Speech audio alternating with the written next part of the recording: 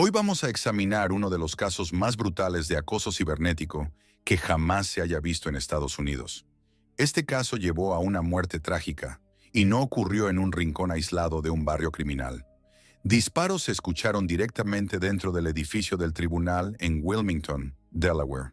Un hombre desconocido se encontró con sus víctimas cerca de la entrada, sacó un arma y mató a dos mujeres.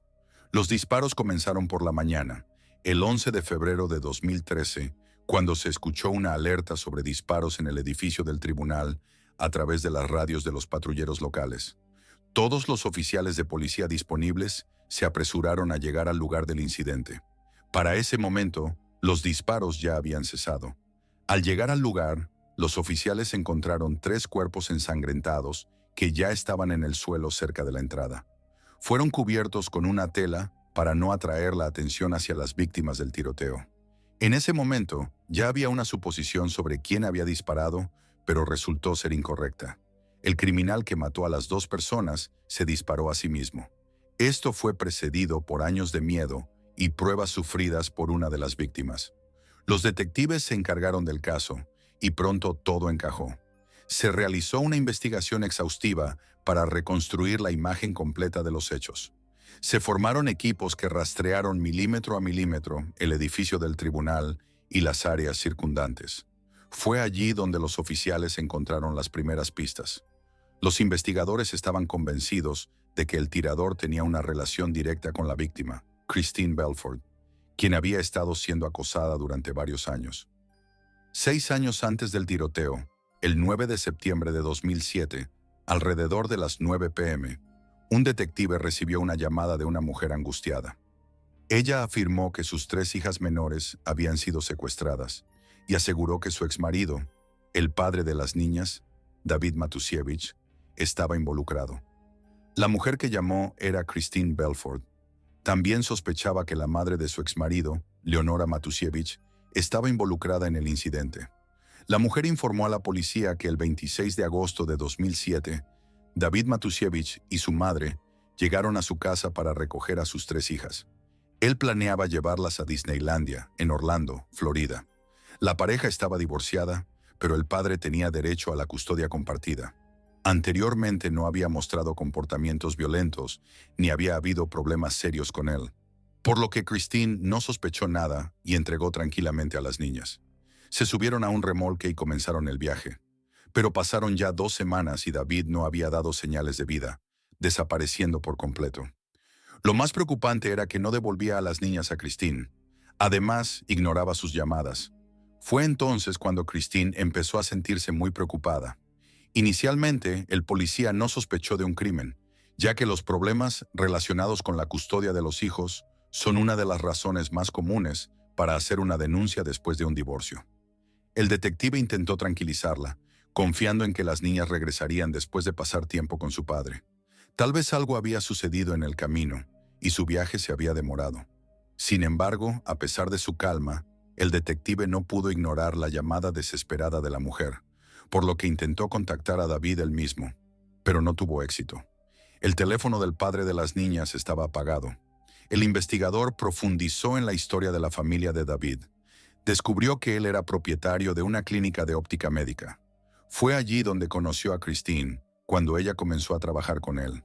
Christine ya estaba casada anteriormente y tenía una hija, Catherine, de su primer matrimonio, nacida en 1996, pero esto no impidió que su relación con David avanzara. Él se enamoró de la encantadora Christine y comenzaron a salir. Su relación se desarrolló rápidamente y todo parecía encaminado hacia el matrimonio.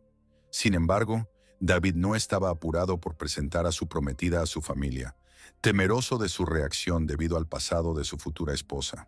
Le preocupaba que sus estrictos padres no la aceptaran por tener una hija de una relación anterior.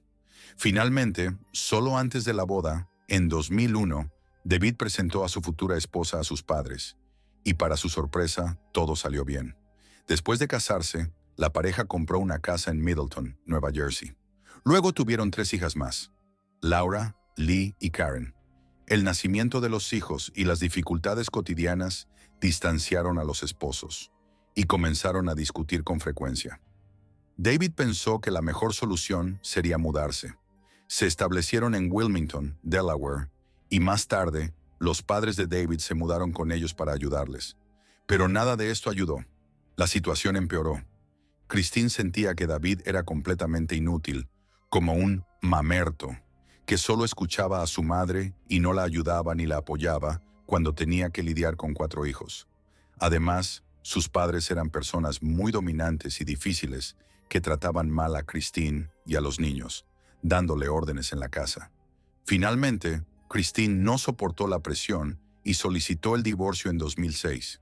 Comenzó una verdadera batalla por la custodia de los niños.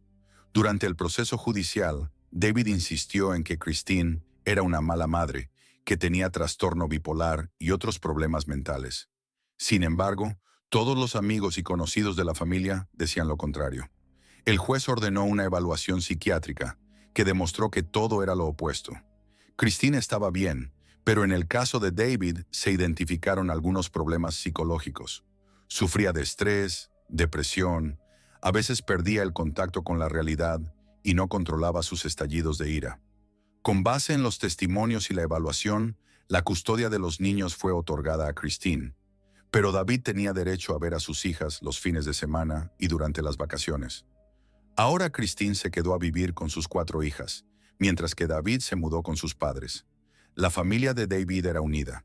Todos parecían muy cercanos. Su padre, Thomas, era coleccionista de armas.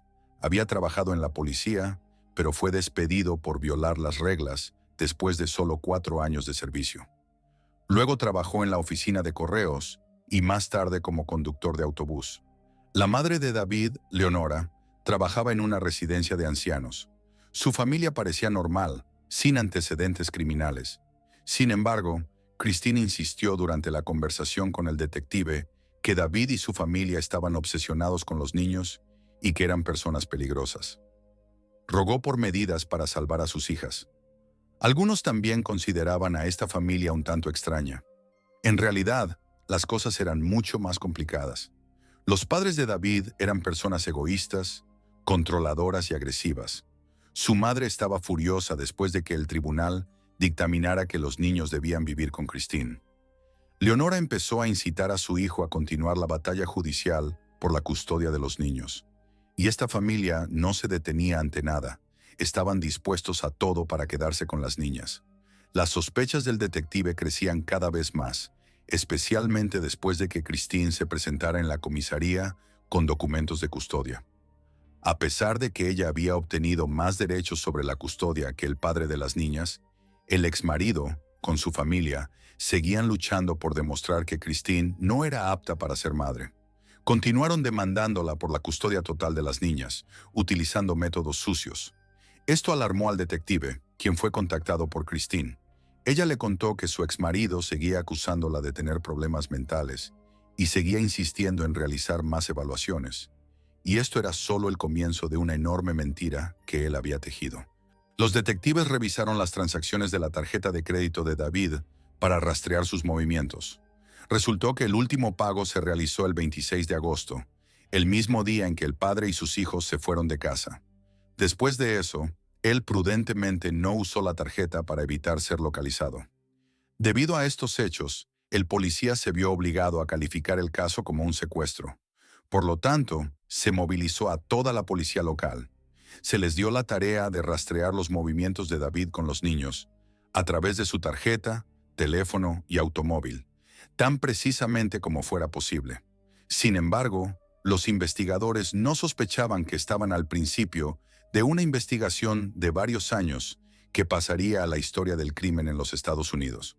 Poco antes de que Christine denunciara a la policía, a más de 3,000 kilómetros al sur, en la ciudad de Itáligo, Texas, las niñas Laura, Lee y Karen estaban en el automóvil con su padre. Eran los hijos de Christine, a quienes la madre y toda la policía de la ciudad trataban de encontrar desesperadamente. Al volante estaba el padre, y su madre estaba sentada en el asiento del pasajero. Estaban viajando por la autopista interestatal cuando giraron y se dirigieron hacia la frontera con México. Faltaba aproximadamente 1 kilómetro para llegar al final de la jurisdicción. El vehículo de los fugitivos se detuvo en el puesto de control fronterizo. Un oficial del control de aduanas tomó sus pasaportes, les preguntó cuántas personas había en el vehículo y vio a los niños jugando en el tráiler. Estaban divirtiéndose y riendo, por lo que el oficial no sospechó nada. Comprobó los documentos, los devolvió a David y permitió que el vehículo cruzara la frontera sin problema. Nada impidió que abandonaran Estados Unidos libremente, ya que David y Leonora ya habían hecho pasaportes falsos para todos, incluidos los 3 niños. Habían comenzado a planear el secuestro un año antes, cuando el padre llevó a sus hijas a Disneyland. Los pasaportes falsificados fueron hechos en diciembre de 2006, y el 28 de agosto de 2007 ya estaban en México. Gracias a la ventaja de 2 semanas, tenían una ventaja considerable y los secuestradores no dejaron rastro alguno. Parecía que sería imposible encontrarlos, pero ocurrió un verdadero milagro. Cuando la policía se dio cuenta de que todo era grave y que los niños habían sido secuestrados, primero llegaron a la casa de David y la registraron. No había nadie dentro, ni David ni su madre, que también había desaparecido. Entre las cenizas de la chimenea se encontraron documentos quemados. Entre ellos estaba un acuerdo matrimonial con Christine, los documentos del divorcio y extractos bancarios de Nueva Zelanda y Canadá. Se descubrió que la madre de David compró un tráiler por $82,000 poco antes de su desaparición y que David vendió su negocio por $650,000. Luego tomó un préstamo de $250,000 a nombre de su exesposa Christine, falsificando su firma. Todo esto fue hecho tan hábilmente que los detectives simplemente se quedaron sin palabras. David llevaba consigo una gran suma, al menos $1,000,000. Ahora los criminales con 3 niños podían estar en cualquier parte del mundo. La investigación del secuestro y la búsqueda fueron infructuosas durante meses. Durante ese tiempo no hubo noticias de David y los niños, como si se hubieran evaporado. Durante todo este tiempo, los familiares del hombre desaparecido, su padre Thomas Matusiewicz y su hermana Amy González, negaron durante los interrogatorios de la policía saber algo sobre los planes de David y Leonora. Sin embargo, los detectives no les creyeron. Las respuestas de los familiares contenían numerosas inconsistencias. Además, inmediatamente después del secuestro de los niños, compraron una casa y se mudaron a la ciudad de Eight Couch, Texas, ubicada a 30 kilómetros de la frontera con México. Los miembros de la familia Matusiewicz intercambiaban cientos de dólares entre sus cuentas. Todo esto despertó sospechas sobre la posibilidad de que el hombre con los niños se hubiera escapado precisamente allí. ¿Podrían los familiares haber estado en contacto con los fugitivos durante todo este tiempo de esa manera? Los investigadores supusieron que toda la familia debía estar involucrada en este crimen, dada la magnitud de los actos cometidos. Pero esta teoría necesitaba ser investigada y probada cuidadosamente. La búsqueda se internacionalizó cuando las autoridades de EEUG pidieron ayuda a sus colegas de México. El secuestro de las 3 niñas fue un tema muy publicitado en los medios de comunicación. De repente, los agentes del FBI recibieron información de que David había comprado una casa y se estaba escondiendo en el pequeño pueblo de Serra Azul, México. Se movilizó un equipo completo que salió en busca del criminal, pero cuando llegaron al lugar ya no había nadie. Resultó que David había sido advertido y ya se habían ido. Sin embargo, el FBI logró acceder al pasaporte falso del criminal y descubrir que se había mudado a Costa Rica. Pero en ese momento, la investigación se estancó nuevamente. No pudieron encontrarlo allí. Durante los siguientes 16 meses, las pistas de David, Leonora y las 3 niñas se desvanecieron por completo. Christine vivió esta tragedia de manera indescriptiblemente difícil. Ya llevaba 2 años sin ver a sus hijos y no sabía qué había sido de ellos. Es difícil imaginar lo que sufrió durante ese tiempo. Christine comenzó a sufrir depresión debido a los traumas vividos. Su salud empeoraba, pero la mujer no se dio por vencida. Durante este periodo, el FBI obtuvo una nueva pista. Tras escuchar las llamadas del teléfono móvil de la hermana del desaparecido, Amy González, lograron rastrear una llamada corta a Sudamérica, a la pequeña ciudad de Catarina, ubicada en Nicaragua. Las autoridades locales fueron informadas al respecto. Todos los puntos de control en las carreteras fueron alertados.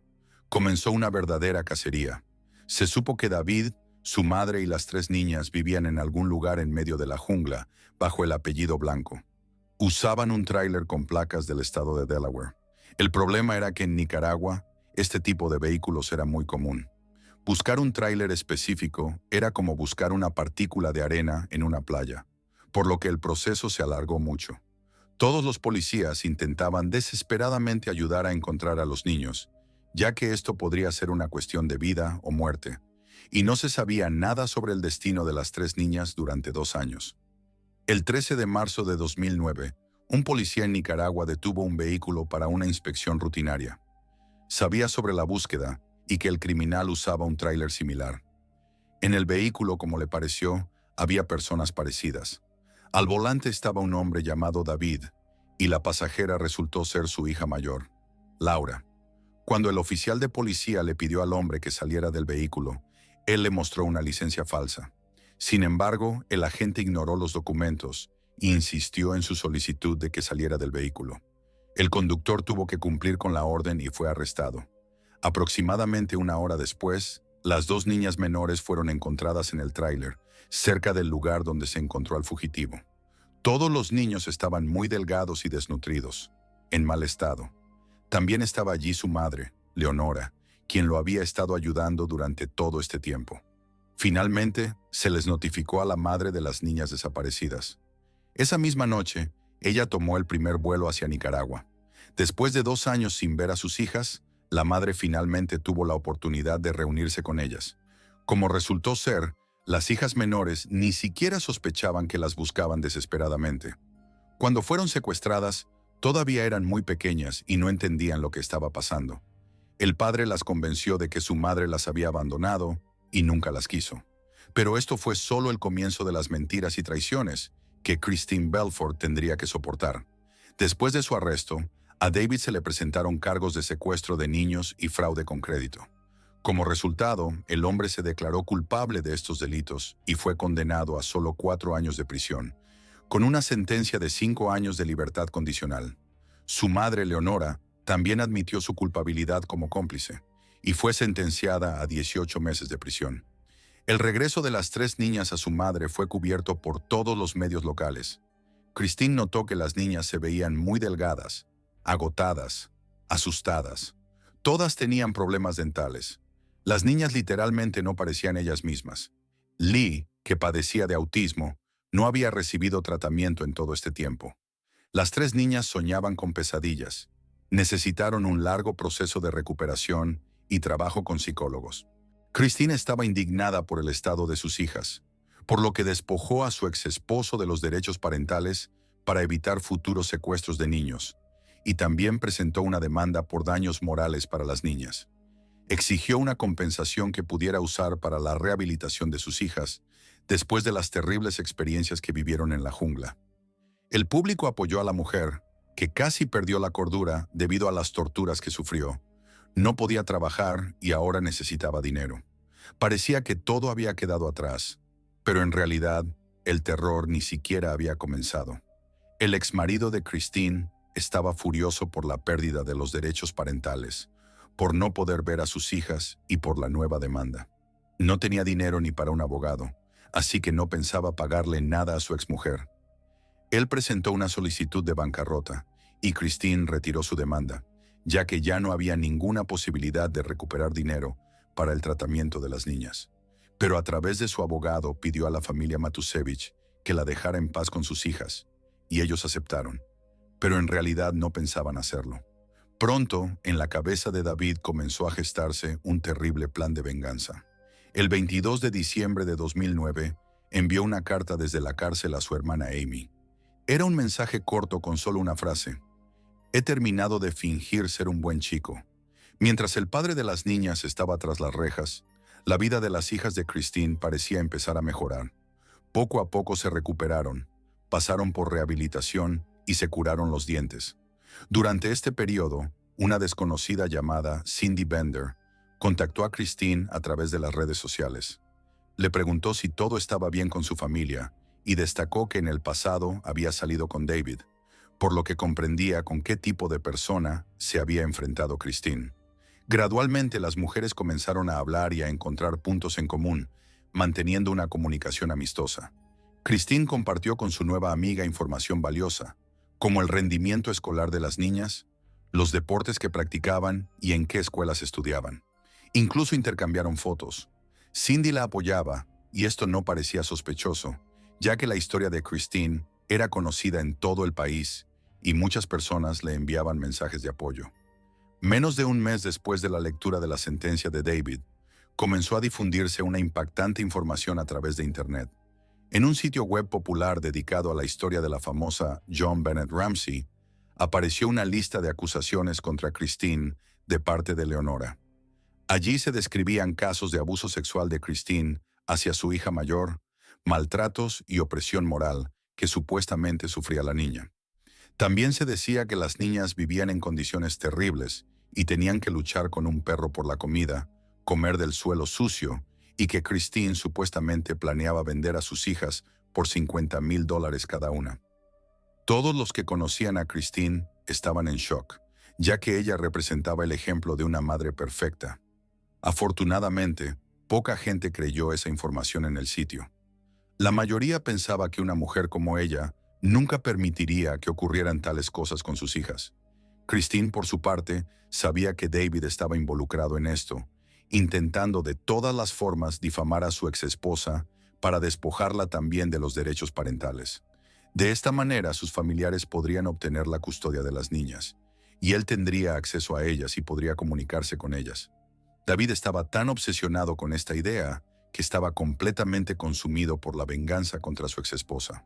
Lo único que no entendía Christine era cómo podía estar haciendo esto si él estaba en prisión y ni siquiera podía acceder a Internet. La respuesta era simple: alguien de su familia lo ayudaba. Como se descubrió más tarde, era su madre Leonora y su hermana Amy González. Así comenzó un verdadero acoso y terror en línea contra una madre inocente de 4 hijos.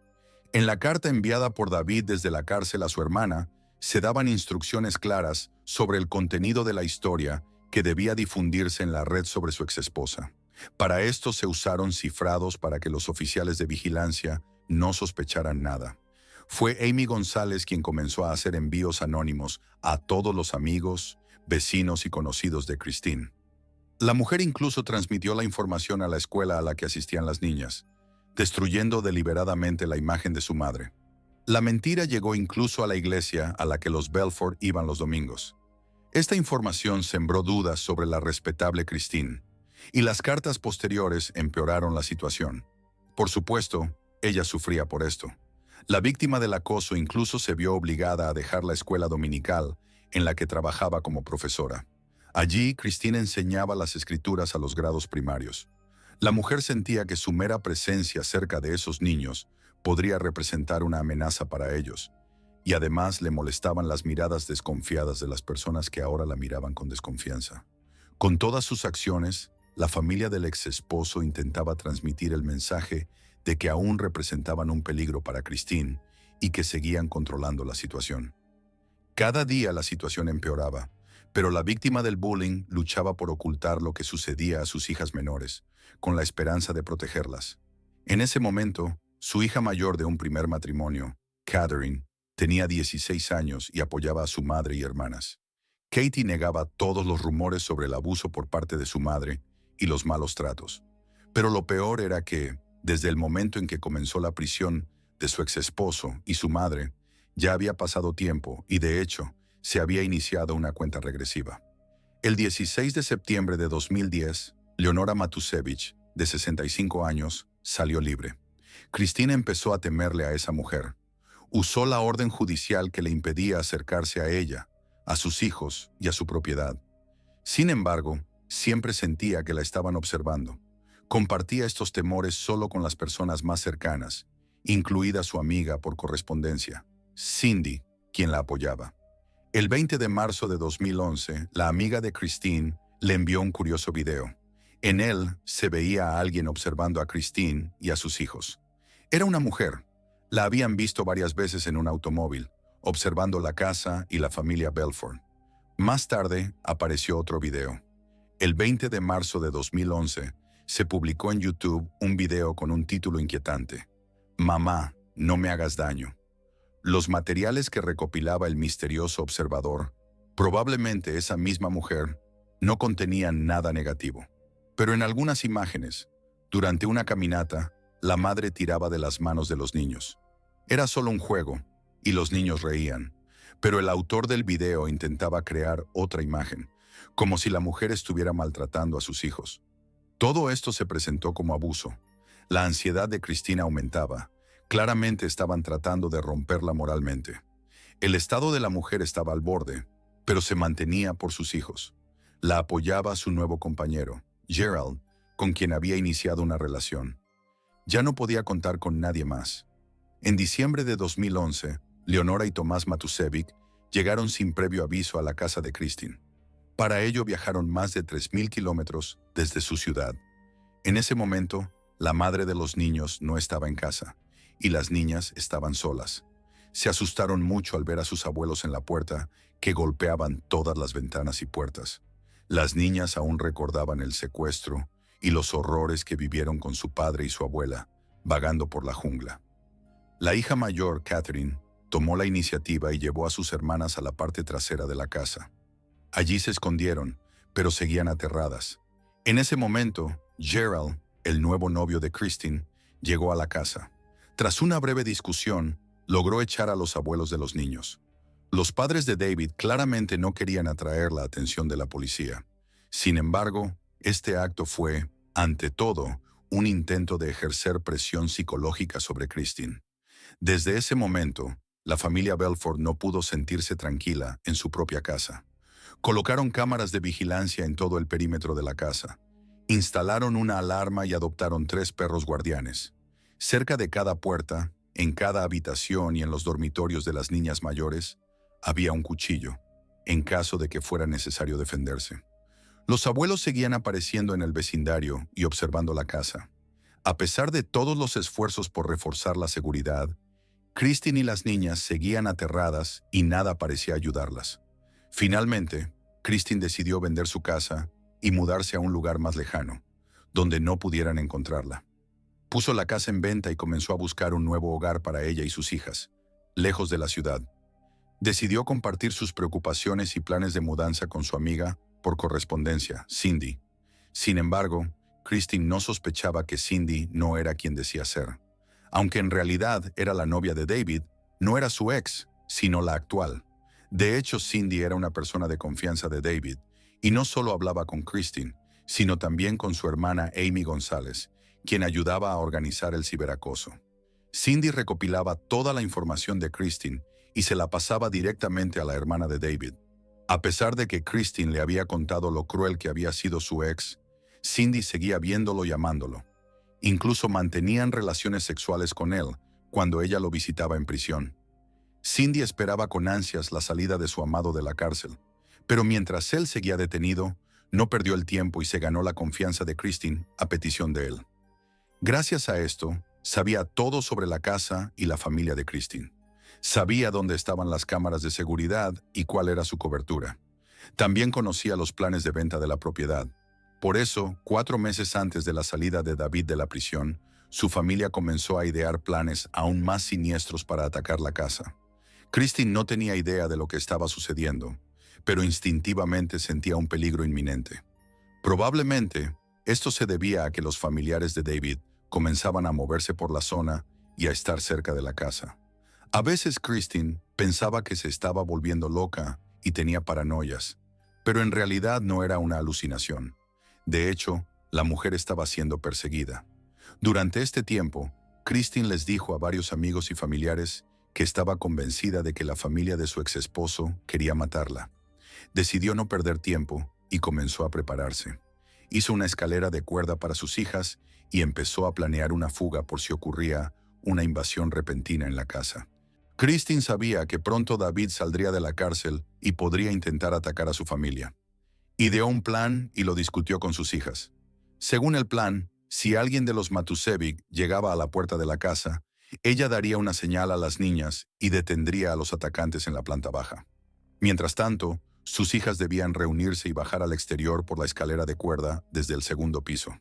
Practicaban el plan casi todos los días, en su tiempo libre, para no perder la calma ni cometer un solo error en una situación crítica. Las niñas estaban completamente preparadas para el ataque. La paranoia de Christine aumentaba a medida que se acercaba la fecha de la salida de David de la cárcel. La madre de familia llevaba a las niñas a la escuela, las recogía después y no les permitía salir solas de la casa. Las niñas estaban tan asustadas que ni siquiera querían salir a la calle. El 13 de abril de 2012, el principal villano de esta historia, David, fue liberado de prisión. Como estaba en libertad condicional durante 5 años, el hombre se quedó a vivir con su familia en Edcouch, Texas.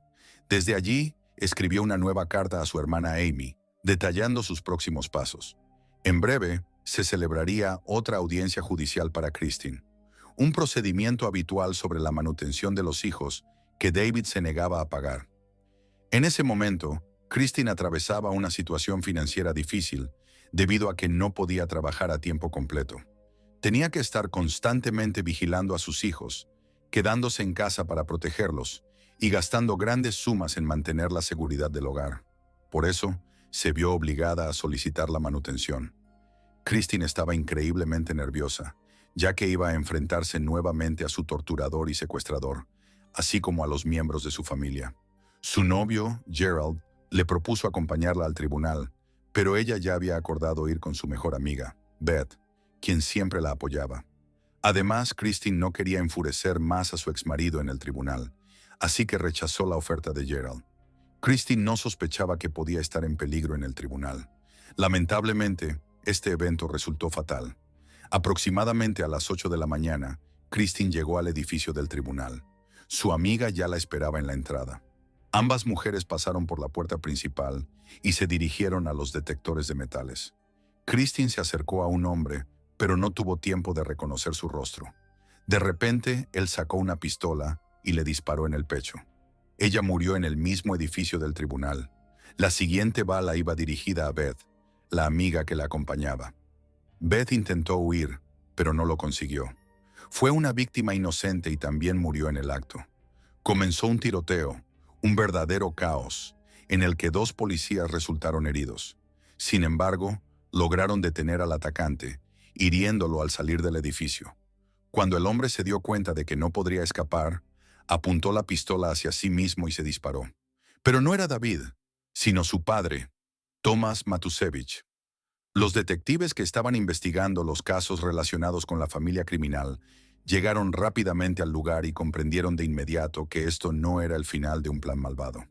Estaba claro que todo esto había sido orquestado para obtener a los niños, y ellos podían estar en peligro. Ahora era necesario encontrar a las niñas lo más rápido posible. Los oficiales se dirigieron a la escuela donde estudiaban Laura, Lee y Karen. Llegaron justo a tiempo. Cuando los policías llegaron, David ya estaba dentro del edificio escolar. Las niñas fueron rescatadas y trasladadas a un lugar seguro, mientras que el hombre fue arrestado y puesto bajo custodia. Sin embargo, el criminal negó saber algo acerca de los planes de su propio padre. David, por supuesto, no fue creído. Para todos estaba claro que él sabía lo que sucedía. David y su padre llegaron al edificio del tribunal, pero él no entró. Durante el tiroteo, David estaba sentado en su automóvil afuera del edificio, aparentemente esperando a su padre, y se fue tan pronto como entendió que su padre no regresaría. Luego se infiltró en la escuela para llevarse a sus hijas. Pero David se mantuvo inflexible, y aunque se enteró de que su padre se había suicidado, no mostró ninguna emoción. En el coche de David se encontró un verdadero arsenal de armas, algo que no pudo haber pasado desapercibido cuando estaba conduciendo. También hallaron un cuaderno rojo, dentro del cual había una lista de objetivos futuros. Entre los nombres estaba el abogado de su exesposa, quien milagrosamente logró evitar el ataque porque llegó un poco más tarde. Leonora y Amy fueron sacadas de su casa en Maryland, donde se habían estado escondiendo, y llevadas a un interrogatorio. Las mujeres de la familia también negaron saber algo acerca de los planes de Thomas. Después de eso, los agentes del FBI registraron la casa de la familia acosadora, donde encontraron miles de pruebas que demostraban que esta conspiración contra Christine había sido planeada durante meses. Resultó que el plan de los Matusevich aún estaba lejos de su conclusión, incluso después de la muerte de Christine. Tenían la intención de sacar a los niños de la escuela y llevarlos fuera del país. La única forma de detenerlos era arrestándolos. Sin embargo, en ese momento no había pruebas suficientes contra la madre de Leonora ni contra la hermana de Amy, por lo que fueron liberadas, aunque se les puso seguimiento. La hermana no perdió el tiempo. Pasaron solo 2 días después del asesinato de Christine, y Amy González ya había acudido al tribunal para solicitar la custodia de los niños, pero su solicitud fue rechazada. El 21 de febrero, Leonora Matusevich compareció ante el tribunal. Se defendió de su difunto esposo, pero aún negaba cualquier implicación en la conspiración y el acoso. Según ella, Tomás había sufrido durante mucho tiempo de dolores debido a una hemangioma, un tumor cerebral que cambió radicalmente su comportamiento. El hombre a menudo actuaba de forma agresiva, era impetuoso y perdía el control sobre sí mismo, por lo que reaccionó tan violentamente contra Christine y decidió cometer el asesinato. Ya no tenía nada que perder y trataba de proteger a su hijo y sus nietas. Sin embargo, Leonora no pudo explicar por qué su esposo mató a Beth, que no tenía nada que ver con el asunto. La viuda seguía afirmando que no tenía idea de los planes de su marido. Según ella, él planeó y llevó a cabo todo por su cuenta. Todo sonaba tan convincente que la acusación se inquietó. Para intensificar el efecto, Leonora presentó acusaciones contra Christine Belford, tratando nuevamente de presentarla como una madre deshonesta.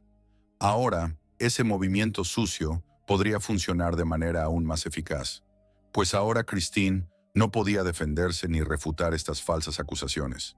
Leonora insistió en que las 3 hijas de David habían sido regularmente víctimas de abuso sexual por parte de su madre biológica. Según ella, las propias hijas le contaron sobre esto.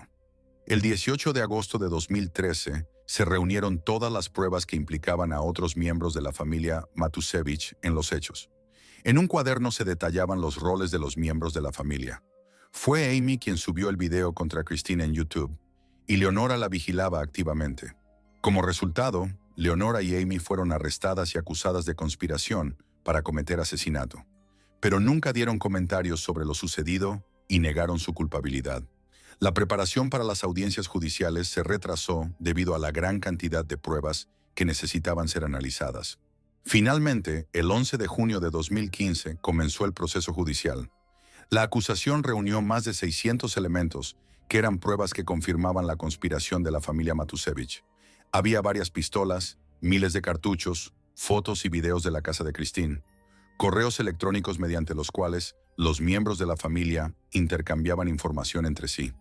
En el juicio se supo que usaron a varias personas ajenas para recolectar datos. Estas eran las amantes de David, Cindy y Courtney.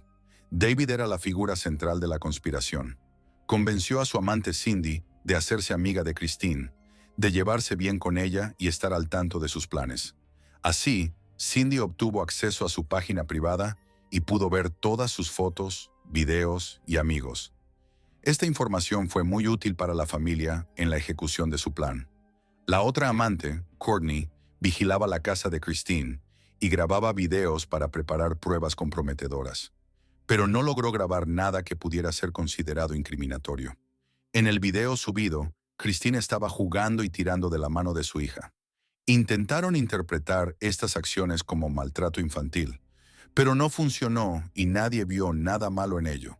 Sin embargo, la defensa también tenía una postura clara.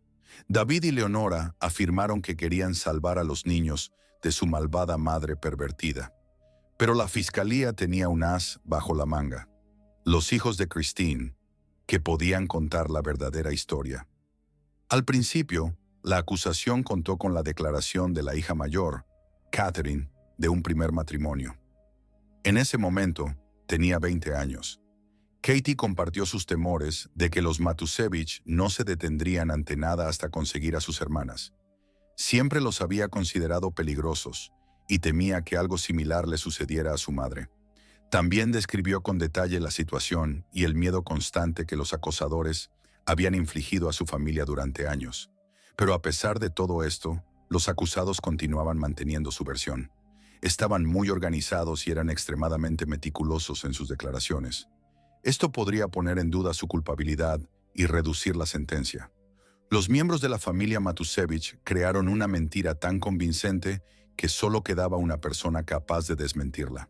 Subió al estrado Laura, la hija del medio de la asesinada Christine, que en ese momento tenía 13 años. Su testimonio fue pronunciado a puerta cerrada por la seguridad de la niña. Desmintió todas las afirmaciones de los Matusevich sobre abusos y maltrato por parte de Christine, y finalmente restauró la reputación de su madre. Después de esto, los miembros de la familia acosadora ni siquiera supieron qué responder. Al final, en febrero de 2016, David, de 48 años, Amy, de 43, y Leonora, de 71, fueron declarados culpables. Los tres fueron condenados a cadena perpetua, sin derecho a libertad condicional. Cuando se dictó la sentencia, Leonora estaba gravemente enferma. Ya no le importaba. El 6 de mayo de 2019, Leonora, de 71 años, murió en prisión. La condena de los Matusevich fue una victoria rotunda para las hijas de Christine. De esta manera, honraron la memoria de su querida madre, quien se enfrentó a toda una familia de criminales. Ella pudo proteger a los niños, aunque a costa de su propia vida. Ahora estaban a salvo. Tras la muerte de Christine, las tres hijas menores fueron colocadas en una familia adoptiva. Su paradero es desconocido. Catherine, en ese momento ya adulta, permaneció en Delaware. Ella misma se convirtió en madre y espera reunirse con sus hermanas. Ambas amantes de David, Cindy Bender y Courtney Emerson, que le ayudaron, testificaron en su contra durante el juicio. Según sus declaraciones, David las manipuló y las obligó a ayudarlo. Gracias a su cooperación con la investigación, a ellas se les retiraron todos los cargos. Esto es todo por hoy. Discutamos esta historia en los comentarios. Cuídense y hasta la próxima en el canal.